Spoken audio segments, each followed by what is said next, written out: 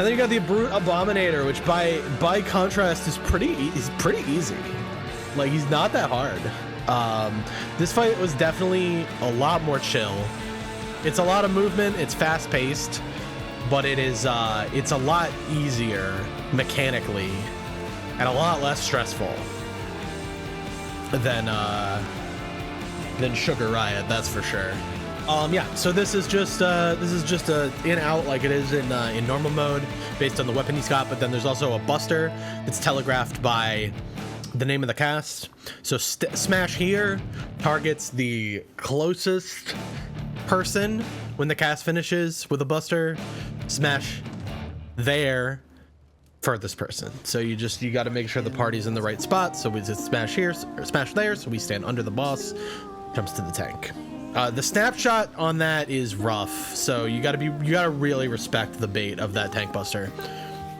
So we have a different strat than what I see going around in like Party Finder and like diagrams on Twitter, and I think our strat is better than those personally. I like the strat because it's equal opportunity movement for both light parties, right?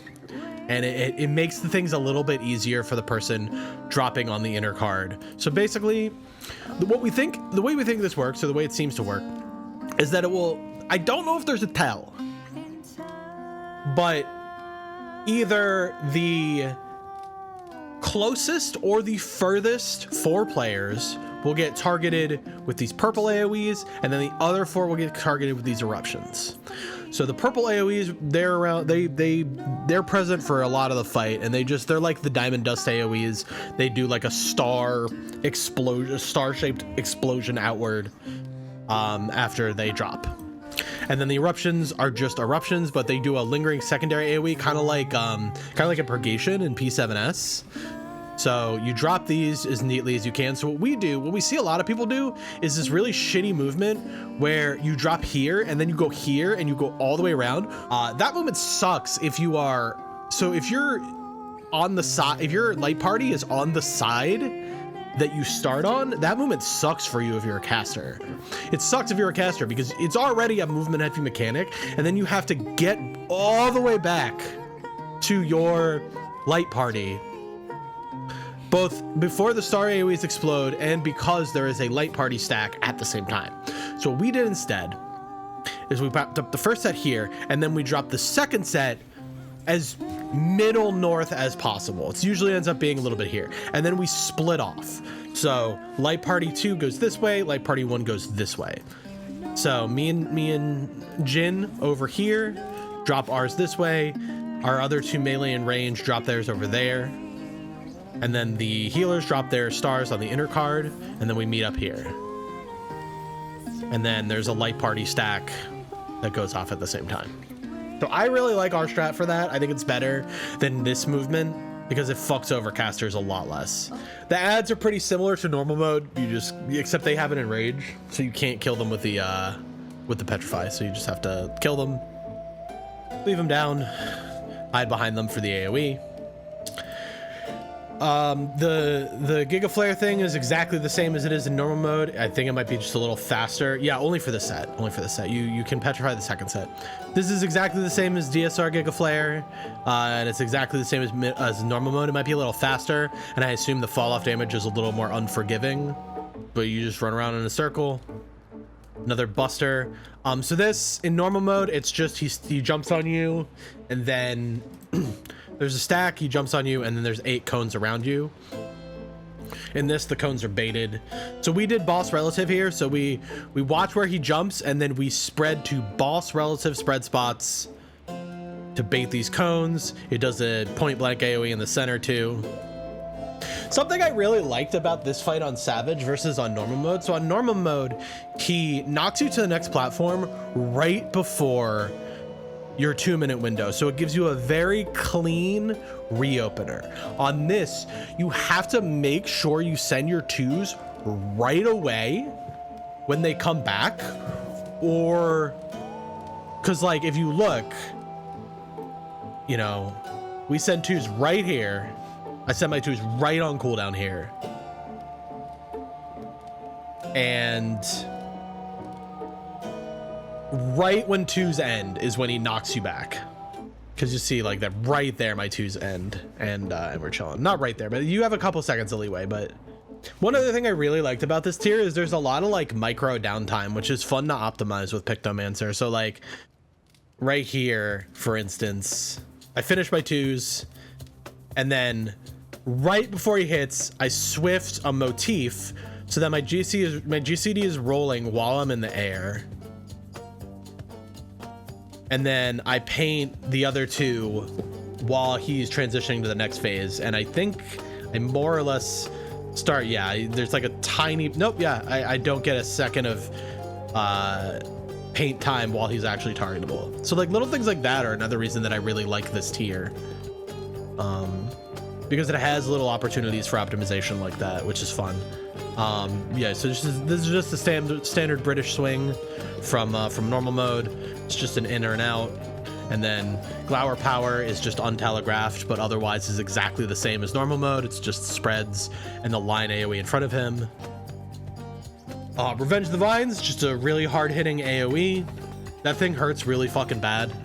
Definitely respect the shit out of it. Thorny Deathmatch. Just targets the main threat with this vine. It does damage over time the further away from it you are. So it has 4 different like stacks that it can build up based on how far away you are. 1 doesn't really hurt at all. 2 kind of hurts but is more than livable. 3 I probably wouldn't recommend, but can probably be spot healed if for some fucking reason you need to do it. And 4 just fucking destroys you. So then it just puts a flare on a random tank, or maybe on one of the top 2 aggro's. I'm not really sure how it assigns this flare, but if it's on the tank that already has the vine, you just have to have the other tank Voke like he did here. So Hiso was tanking the boss. He got the flare, so Cask Voked. Pretty simple. Support Explosion is also exactly like it is in normal mode, despite the fact that you'll see me over the course of our prog this week get hit by it like 50 fucking times when we're going for clears because I'm fucking bad. And then he just does another British swing. You just have to watch for the towel, and then another Glower Power. So in this phase of the fight, that sequence always happens in that order. It's always British swing, Glower Power, Revenge of the Vines. Yeah, so you can absolutely catch both Glower Power and Revenge of the Vines with a 15-second mitt, like Reprisal or Addle or Feint. So that might be a little optimization you can do if your team's hurting. So then the 2 buildings that the boss is not on will target the closest players with these tethers. They can be briefly intercepted, so if they go on the wrong person, you can pick them up. But once they lock in, they are locked in. And they just have the same tether that I just pointed, like you guys can see me pointing, that the tank has. And then I would say probably the hardest mechanic of the fight happens right here, which is Strange Seeds. So this targets 2 players at a time with the star AoEs from the start of the fight. And we just had a little diagram of spots. There's lines on the floor, so like you can drop in the corner. You can drop like on this little corner here if you're the 2nd or 4th. There are lines on the floor. So you see here, I step forward and get 2 stacks briefly. It doesn't really hurt that bad. But yeah, at this point, like there are diagrams out there for this mechanic. Maybe if I post this to YouTube, maybe I'll put one on top of the video if it's not too much work.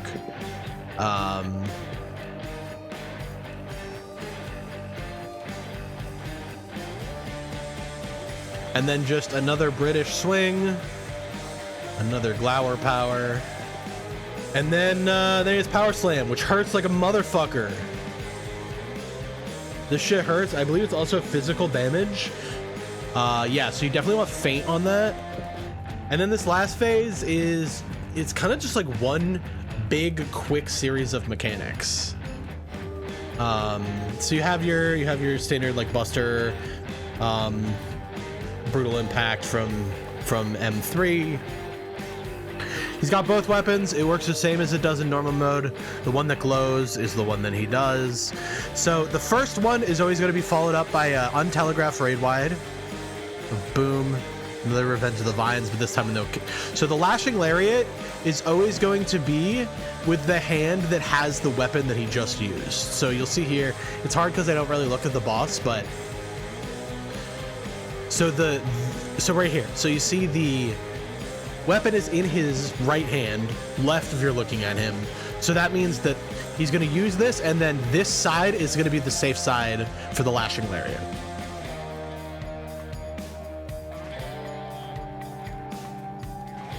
Then he does another Brutish Swing, this time with the other weapon, and then follows that up with the Glower Power. Works the same as it did before, just a line AoE. So this is just a stack. We just had our tank invuln this. There's only 2 of them, so we just had our tanks burn their invulns on this. I'm sure you can just party stack it, but because there's a brutal impact right afterwards, it feels a little safer to just have your tank invuln it. Just another standard buster, and then this range mechanic, same as upstairs, just targets the closest players. Drops more adds, so you just gotta dodge the ad spawn. 2-person stack, just have static spots. These also spawn the star AoEs, so you just gotta. Also, real quick, can we talk about how cringe it is that I got hit by this? Like, oh, I got hit by his. I see what happened now.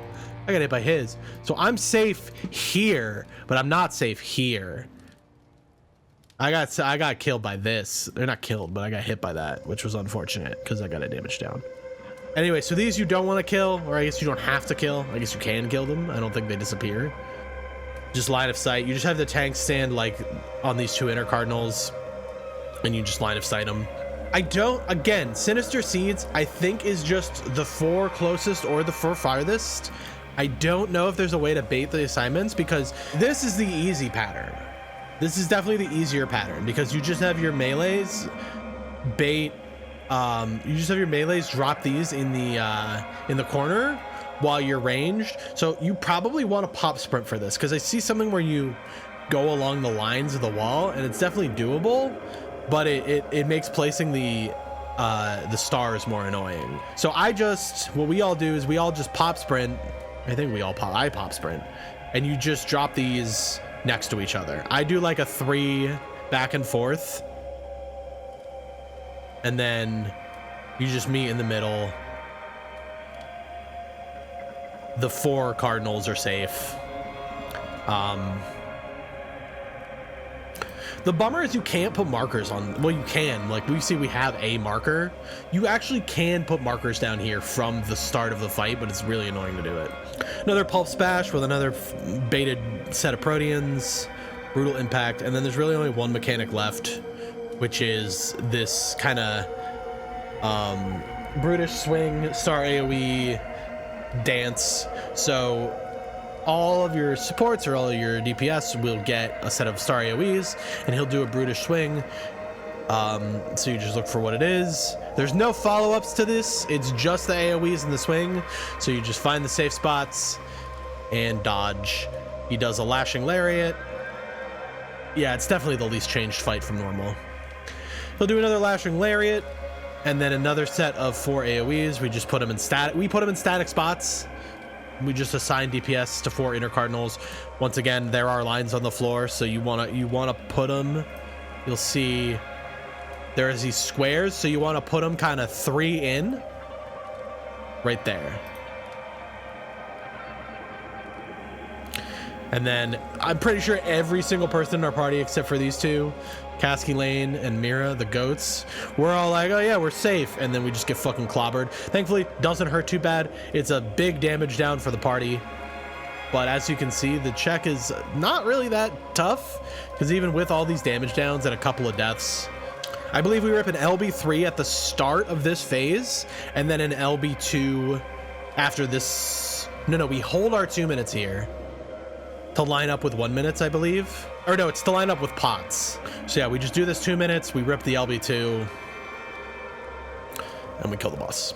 So not too bad of a check for sure, but definitely the main difficulty of this fight is just doing it clean enough to meet the check, because you can zombie through it really hard. There's like no body checks in the entire fight, really, except for the tower, which you can just invuln. So as long as you have a tank alive, you're fine.